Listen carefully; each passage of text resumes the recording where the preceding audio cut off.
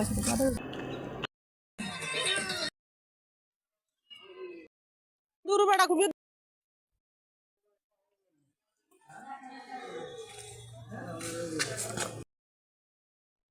Back to my channel. Hello বন্ধুরা, আসসালামু আলাইকুম এভরিওয়ান, কেমন আছেন সবাই? আমিও আপনাদের দোয়া আল্লাহর রহমতে অনেক ভালো আছি। এই যে দেখতে পাচ্ছেন, আমরা আজকে একটু ঘুরতে আসছি। দেখেন দেখেন একটা ছাগল কি করতেছে। এই যে দেখতে পাচ্ছেন, এটা হচ্ছে আদিনাথ মন্দির। আমাদের এখানকার খুব ইম্পর্টেন্ট একটা সনাতনী ধর্মাবলম্বীদের একটা মোস্ট ইম্পর্টেন্ট ওদের মন্দির বলে আর কি। এখানে ওরা বছরে পূজা করতে আসে। এই সামনে ওদের এখানে আরো খুব বেশি মানুষের মানে ভিড় হবে। এখানে ওরা পূজা করতে আসবে, ওখানে ওরা মানত করে বিভিন্ন করে আর কি। যারা হিন্দু ধর্মাবলম্বী আছেন ওনারা চিনবেন নিশ্চয়ই। এটা হচ্ছে আদিনাথ মন্দির। আমি মনে করলাম দেখি একটু কাজের পাখি একটু মানে সময় পাইছি, সময় পেয়ে বাচ্চাদের নিয়ে একটু ঘুরে আসি। আমাদের এখানে তেমন কোনো পর্যটক এলাকা নাই, জাস্ট যেতে চাইলে এখানে যাওয়া যায়। খুব সুন্দর একটা জায়গা। আপনারা যদি আসতে চান, কোথায় থেকে দেখছেন জানি না, আপনারা যদি এখানে আসতে চান অবশ্যই দেখে যাবেন। খুব মোস্ট ইম্পর্টেন্ট একটা জায়গা। কারণ আমরা সিঁড়ি বেয়ে উঠে উঠে আসছি। আসার পরে অনেক সিঁড়ি, এগুলো গোনা যায় না ভাই। একটা গুনতে গেলে প্রায় 200 কয়টার মতো সিঁড়ি আছে। সিঁড়ি বেয়ে উঠে উঠে হাঁপিয়ে গেছি। হাঁপিয়ে যাওয়ার পর দেখতেছি ভাইয়েরা ভাই বোনেরা ওখানে পূজা করার জন্য সব কিছু রেডি করতেছে, যা ওখানে লাগে আর কি ওদের। তো আসার পথে আস্তে আস্তে এখানে আসার হাঁটতে হাঁটতে প্রায় অনেকক্ষণ হাঁটার পরে দেখতে পাচ্ছি একটা বাদামওয়ালা বাদাম বিক্রি করতেছে। বাদাম ওখান থেকে আমার ছেলে বাদাম নিল। বাদাম নিয়ে তারপর আবারও হাঁটা শুরু করলাম। হাঁটা শুরু করার পর দেখেন আপনারা দেখেন কত উঁচু একটা পাহাড়ের চূড়ায়, যেটাকে বলে মৈনাক পাহাড়। মৈনাক পাহাড় যেটা বলে হিন্দু, নিশ্চয়ই আপনারা ওই যে হিন্দু ধর্মের মতো আছে মৈনাক পাহাড় যেটা বলে আর কি। এখানে আদিনাথের পাহাড় বলি আমরা। পরে উঠতে উঠতে আসলাম। প্রায় আসার পরে খুব উপর থেকে দেখলে প্রায় 10 তলার উপর দাঁড়িয়ে আছি। এগুলো হচ্ছে এই মিষ্টি পানের বরজ। মিষ্টি পানের বরজ যেটা বলে পাহাড়ের ঢালুতে, উপরে পাহাড় মানে ঢালুতে এই কৃষক ভাইয়েরা মিষ্টি পানের শ্বাসগুলো করছে। মিষ্টি পানের শ্বাসগুলো এখন সিজন। দেখেন কত সুন্দর করে দেখা যাচ্ছে। তখন আমরা হেঁটে হেঁটে অনেক পথ বেয়ে আস্তে আস্তে আস্তে আস্তে এখানে একদম পাহাড়ের চূড়ায় ওঠার পরে দেখা যাচ্ছে হচ্ছে মানে পাহাড়ের গিরিপথ না, এটা হচ্ছে পাহাড়ের চূড়ায়। পাহাড়ের চূড়ায় আঁকা পাকা পথ আছে। ওই পথ বেয়ে বিভিন্ন ধরনের পর্যটক আসে। পর্যটকরা এই যে মেন স্পট হচ্ছে এটা হচ্ছে স্বর্ণ মন্দির এখানকার মৈনাক পাহাড়ের চূড়ায়। মৈনাক পাহাড়ের চূড়ায় এখানে এসে বিভিন্ন জন মানে বিভিন্ন দেশ দূরান্ত থেকে এখানে আসছে এগুলো দেখতে, ট্রাভেল করতে, পূজা করতে। বিভিন্ন ধরনের ওদের মানত থাকে, ওগুলো করতে আসছে।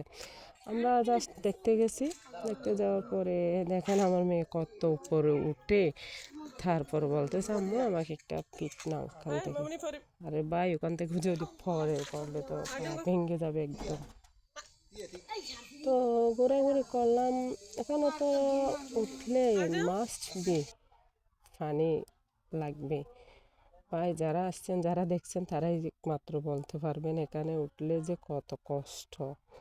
তো আমার মেয়ে এখানে এই পাহাড়ের চূড়ায় যেটা একটা ওদের মূর্তি আছে, এটার পাশে কতগুলো বাঘের মতো করে ভাস্কর্য আছে। ভাস্কর্যের মধ্যে উঠে ছবি তুলতেছে। আর এখানে বিভিন্ন জনের ছবি নিচ্ছে, টিকটিক করতেছে, ব্লগ করতেছে, অনেকজনে অনেক কিছু করতেছে।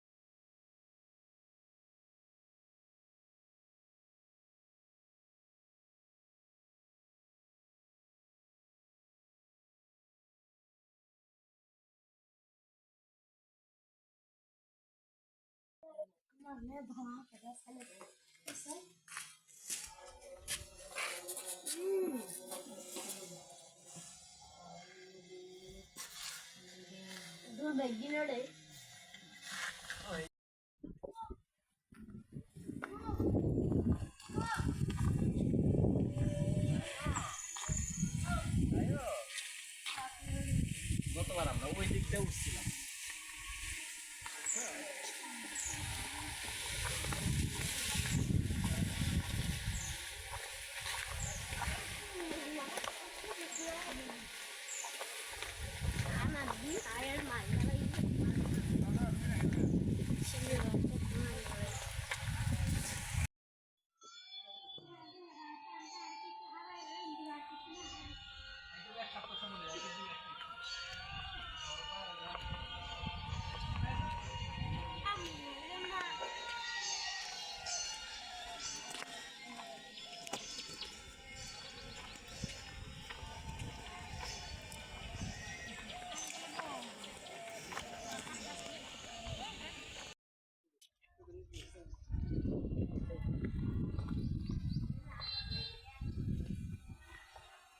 তো গাইস আমরা পাহাড়ের চূড়ায় ওঠার পর ওই যে মন্দিরে স্বর্ণ মন্দির আছে এটা ঘোরাঘুরি ওখানে পিকটিক তোলার পরে তারপরে ফিরে আসছি। ফিরে আসার পর আপনারা তো দেখতে পেলেন কি কি করলাম।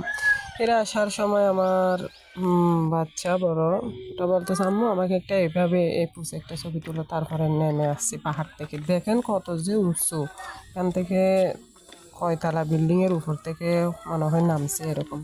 তো নামার সময় বলছি এদেরকে এনারা হচ্ছে বিভিন্ন দেশ দূরান্ত থেকে আসছে দেখার জন্য।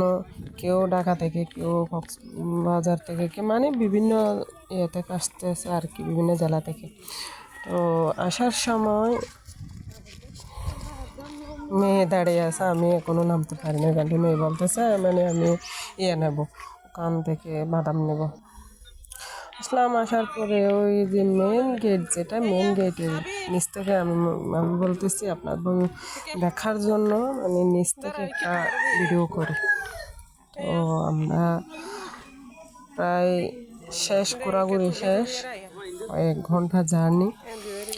ঘোরাঘুরির পরে আসলাম আর কি। বাচ্চাকে ফোনটা দিয়ে বলতেছে আমি হাঁটি, এবার কি আমার ভিডিও করো। তো আসলাম এই তো। আর কার কার এমন জায়গা দেখতে ভালো লাগে আপনারা সবাই চলে আসবেন দেখার জন্য। মোস্ট ইম্পর্টেন্ট একটা জায়গা। আর কয়েকদিন পরে হয়তো বা ফেব্রুয়ারির মধ্যে এখানে মানে লোকালয় একদম মানুষে ভরপুর হয়ে যাবে।